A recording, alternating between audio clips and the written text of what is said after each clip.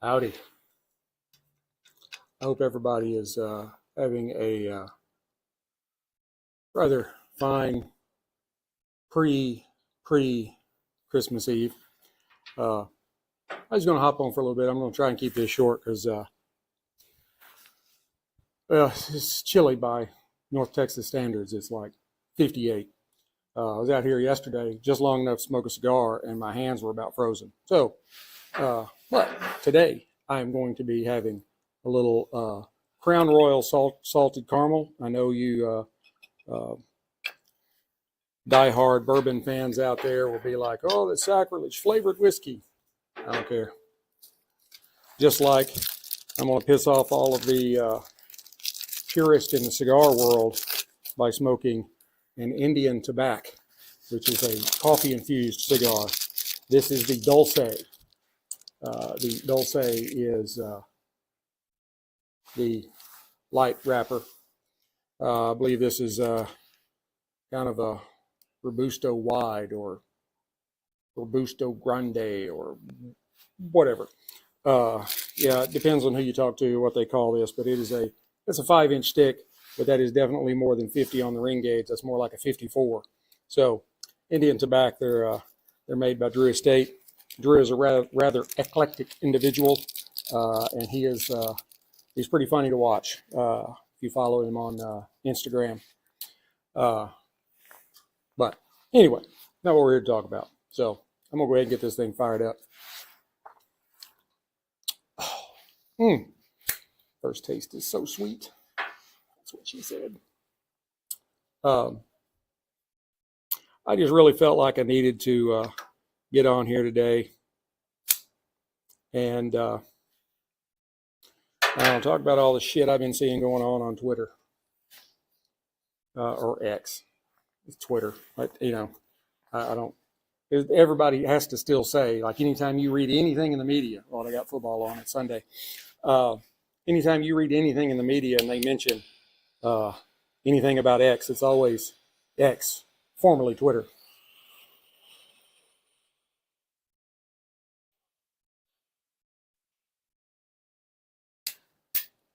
And I am like, unless you are living in a cave somewhere in the Kush Mountains or in the jungle somewhere in the Amazon, you're pretty much aware by now that X is formerly Twitter. I was going to see if I could get myself over on YouTube.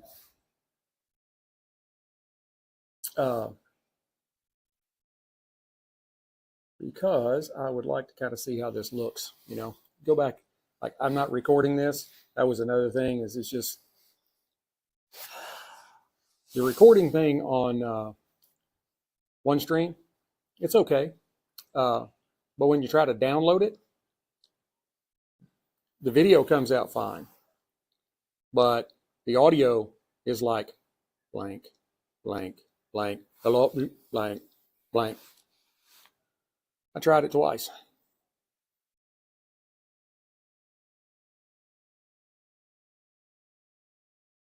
So I couldn't separate the audio from the video, and it didn't matter because the audio wasn't working anyway. And I have super duper 500 megabit per second internet. So it should have been able to download it fine. But anyway, my never-ending tech problems.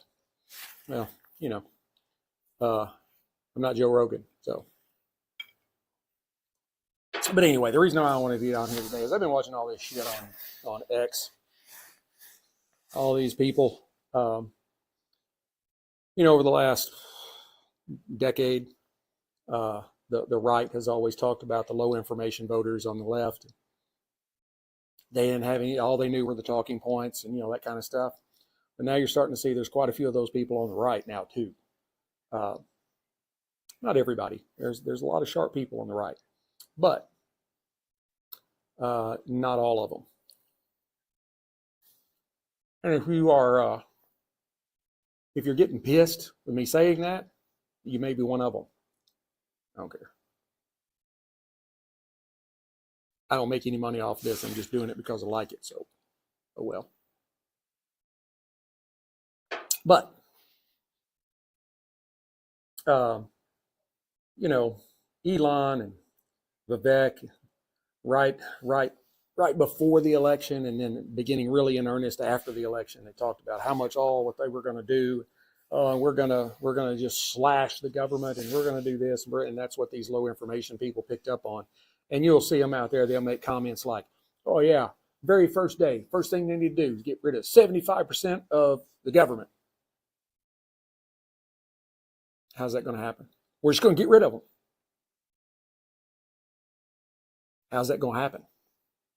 They have no answer because they don't know. We just fire all the employees. Okay. Well, it was in the news. Elon Musk did it with Twitter. Okay. So what about that? You don't have anything to say? Yeah, just a second. Twitter is a social media platform. As Kamala Harris says, it operates in the cloud. In the cloud, right? It's actually housed on data servers, most of which Elon Musk rents. He leases them. They belong to somebody else. He has headquarters. He's got a few offices scattered around the world that he has to have. You know, you have to have a presence in this country to, you know, operate there or whatever. But he doesn't produce a product, doesn't sell a product. The only service he sells is virtual, not like a lawyer or a CPA that he comes to your place of business or the lawyer goes to court for you. This is just, as she says, it's in the cloud, right? So it's easy to go in and slash 90% of the workforce. Nothing there, right? And this is what caused the stock market crash in 2000. Because everybody figured out that it's all just virtual shit and there's no assets to back it up. Same kind of premise. But what about the government?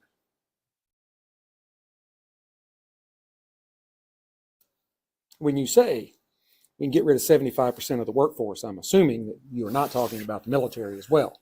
So we'll just take that out of the equation. But the military and most of the federal workforce are all paid through DFAS,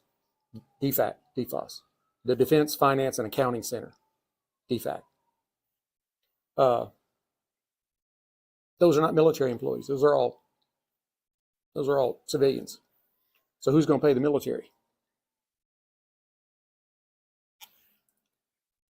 We have fleets of trucks, cars.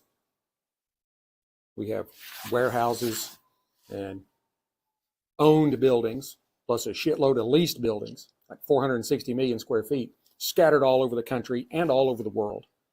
What's going to happen to all that? We're just going to just walk off and leave it like we did in Afghanistan? Oh, awesome catch. My point is here, this is the point I've been trying to make all week, is not saying we don't need to reduce the size of government, slash the amount of regulations. I really loved Trump's last term in office when he's like, you can add one new regulation when you get rid of two, or whatever many it was. I know it was one for something. And I agree with that. We got way too many regulations. But we are not X. We are not Twitter. We are not virtual in the cloud.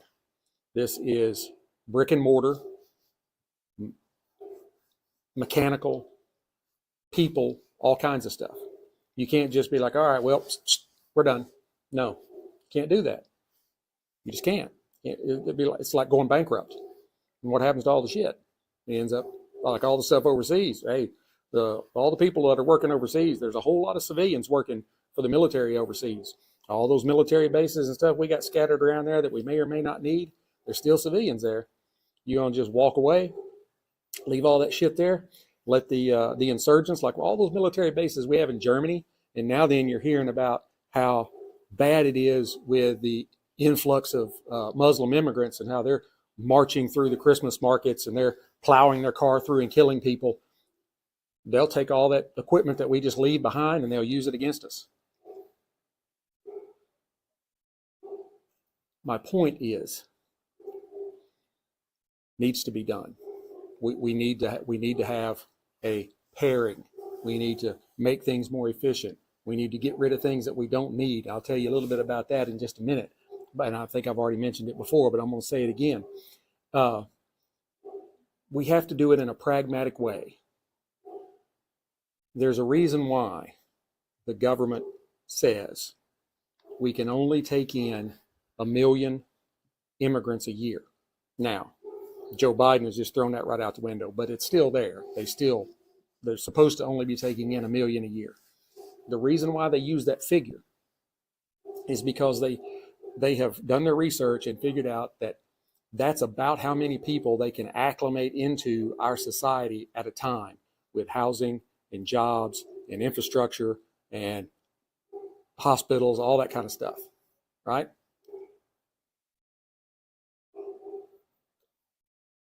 So, I'm sorry about my 95-pound doorbell in there. I guess somebody's out front. But it's the same kind of thing, all right? We can't just walk out, just be like, all right, that's it, we're done, and leave all this shit sitting where it is.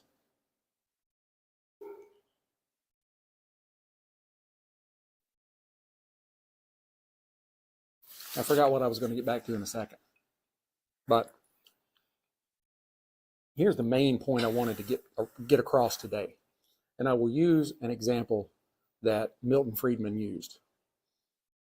And if you haven't heard of him, you need to look him up. And if you hadn't listened to him, you need to. Along with a really good dose of Thomas Sowell, and maybe even a little Walter E. Williams. I believe Mr. Williams has passed away. I know Milton Friedman has. Thomas Sowell is still kicking, and he is still a wealth of information.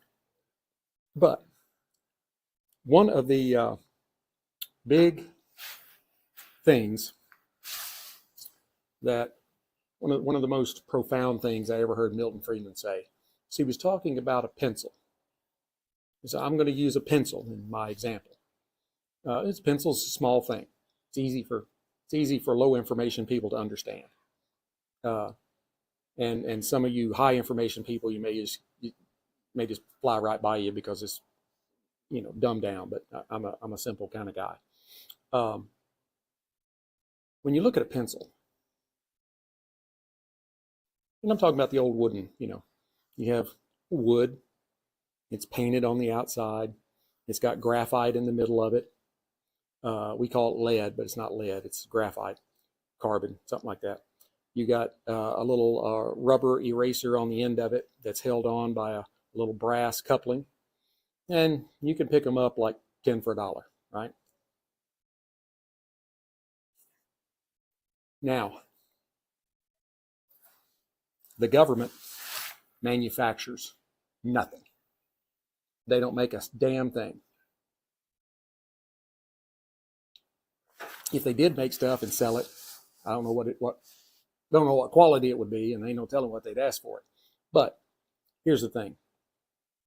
When you're talking about this pencil, all right, how many pencils does the government buy in a year?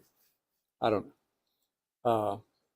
But you have somebody that manufactures these pencils. They sell, their total sales for the year is like $20 million.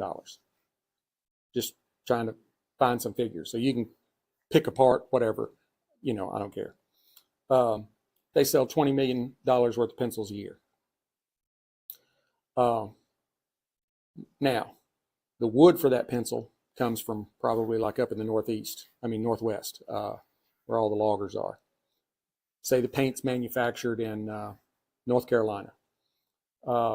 Graphite comes from a graphite mine. The rubber is brought over from the southwest Pacific area, Indonesia, that area down in there. And then they manufacture the brass. Let's just say they manufacture that in West Virginia. All right. So they negotiate with all these contractors to get the wood and the paint and the graphite and the rubber and the brass, so they make pencils, and they're anticipating what they're going to be getting, right? They're trying to anticipate the orders that they have coming up so that they have a constant supply of materials coming in. They have a contract. Nobody buys anything with the government without a contract, unless you are just traveling and you are paying for dinner. But if you are buying something, office supplies. Now, office supplies, it's a small piece of the whole pie, but it's very representative and it's easy to explain. And it goes for basically anything the government buys. If the government buys anything, they buy it with a contract. You sign a contract, they sign the contract, you start selling them whatever it is you're selling. Pencils. The government buys about a little less than $2 billion a year in office supplies. Now, this pencil manufacturer, he does $20 million a year in business, and $10 million a year in that business is the government. Just say half his business is government, because government buys a lot of shit. Okay? So he finds out that Vivek and Elon have walked in on Trump's first day and they have slashed 75% of the government workforce, which means you're going to slash his sales. People ain't going to be buying pencils because ain't nobody there to use them, right?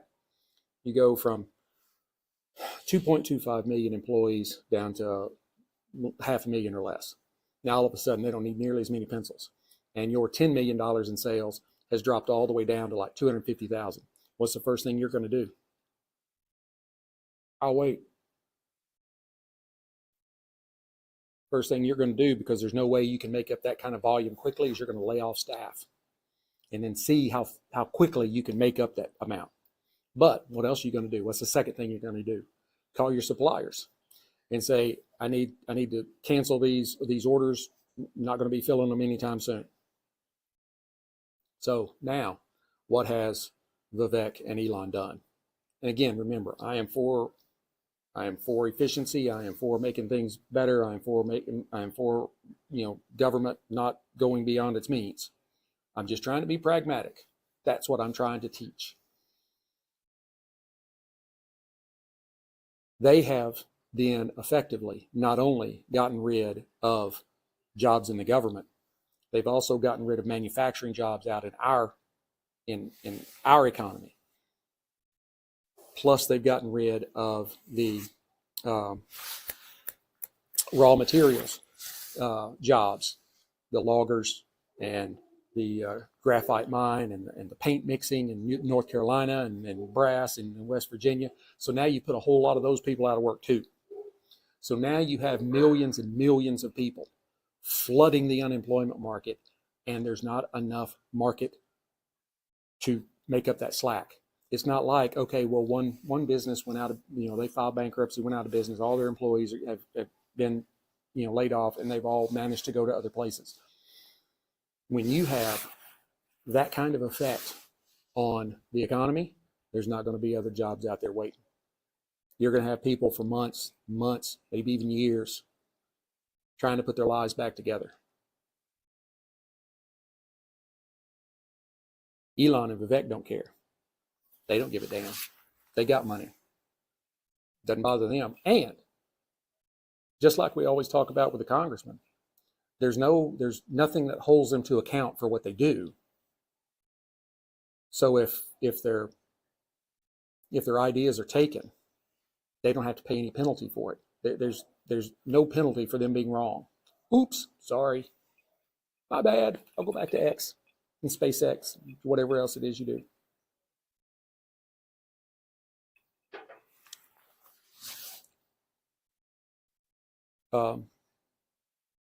That's really the point I'm trying to get across. All these people running down the street like their hair's on fire. We need to slash 75% of the government. We need to shut everything down. Whatever. You're only thinking to the end of your nose.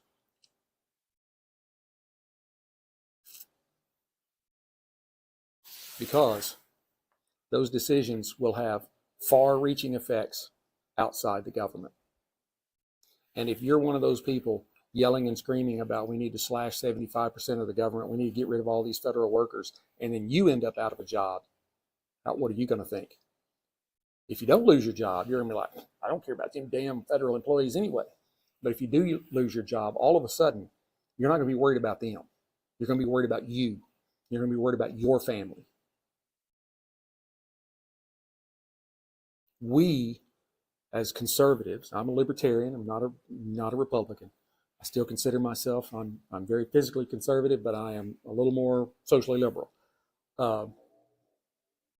We are supposed to be the adults in the room.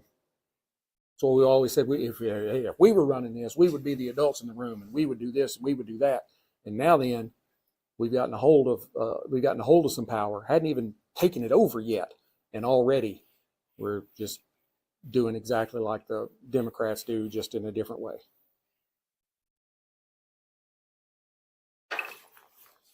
And that's what I'm afraid of.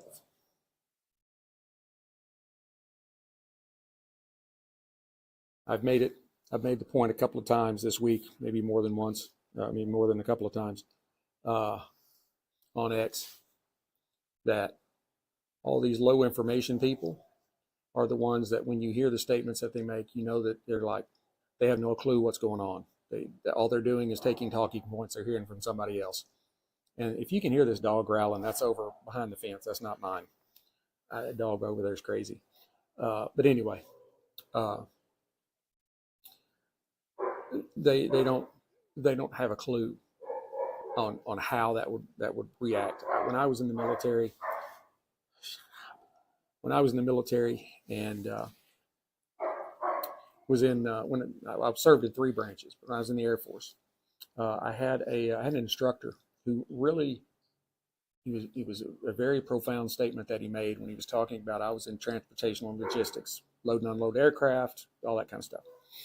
And he said, we have to make sure our planes go out on time, because if a plane is sitting here and it's late, there's a plane somewhere else that's supposed to be sitting in this spot, and now you're going to make that plane late. He said it's like if you have a pool that is just completely calm and you toss a stone into it and it ripples out in all different directions.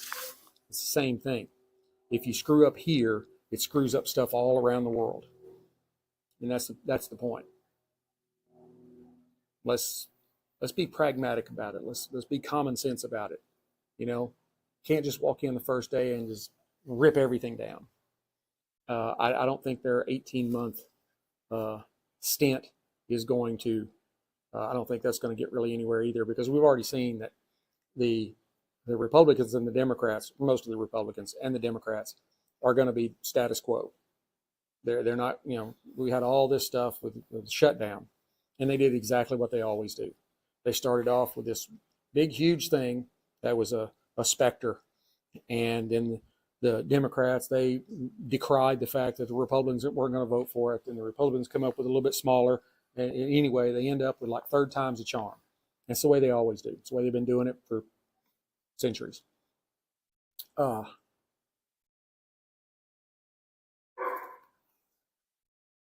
posted somewhere that the first thing we need to do is completely do away with baseline budgeting. Baseline budgeting is what the government uses to decide how much money they have to spend. They take what they spent last year and they add 3%, 5%, whatever the percentage is. That's their baseline. Now, if Congress comes back and says, we want you to cut 2% of your spending, they're going to say they had a budget cut.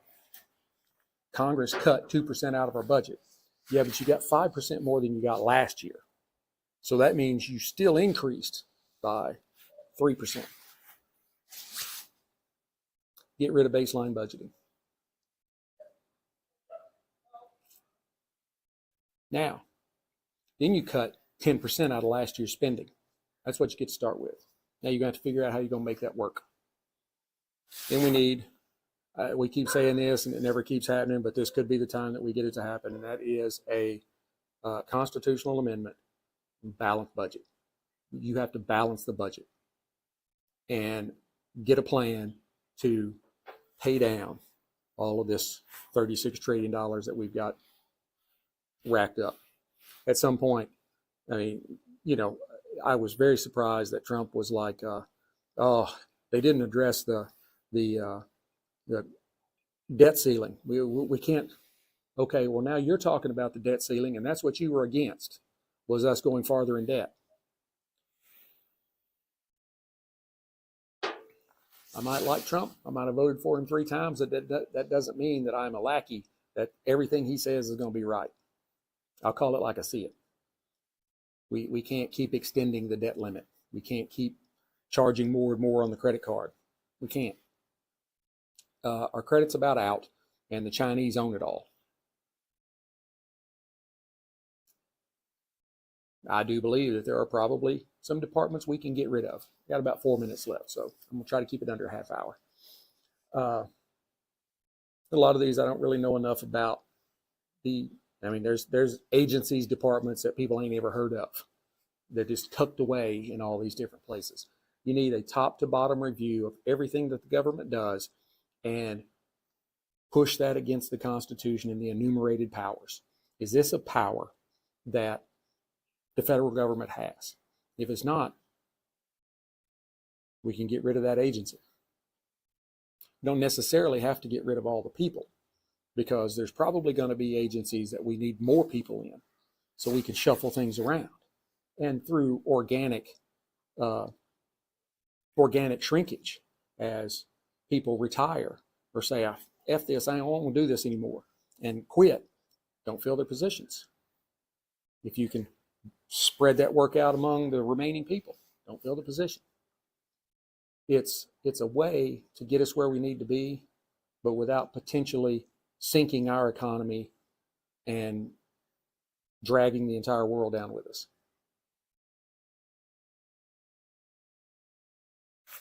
There's probably a lot of people, oh, you're a dumbass, you don't know what you're talking about. It's all right, I've been called worse. But I did spend a lot of years in the private sector. I did spend 20 years in the military, spent several years as a federal employee. So I know how all of it works. And most of the people that are out there flapping their jaw have no idea. They know what they see on TV. They know what Elon tells them.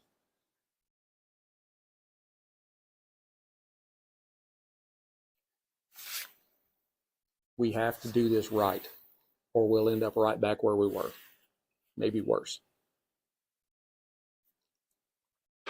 And I think I'm actually, let me throw this in there real quick. There's a couple of things that I can give you examples of really quick that are things that we need to get rid of. Like in the Department of Defense, we need to get rid of all this bullshit with all these new weapons and all this. We contracted for a new guided missile destroyer called the Zumwalt. We originally ordered 32. Then we cut that to 24. We only ended up with 3. The 3 we figured out they did not suit our needs. We started with, we were going to pay $4 billion a ship. We ended up paying $8 billion a ship for the 3 that we couldn't use, we don't need. Plus we spent a couple of extra billion on top of that. We ended up spending $26 billion on 3 ships that we don't need, and they don't suit our needs. The F-35 seems like a good aircraft, but we have a whole lot of good aircraft. We got the B-52s that have been flying since the 1950s. They just keep making upgrades to them. Why do we need something that is 10 times better than anything around the world that costs us 10 times as much? Why can't we be twice as good and only spend twice as much? Just the helmet for the F-35 is $400,000. That's like 4 years of my salary for one helmet. So 29 minutes and 43 seconds. I think I managed to get all this in. So I managed to stay in budget until we get to see each other again. Remember,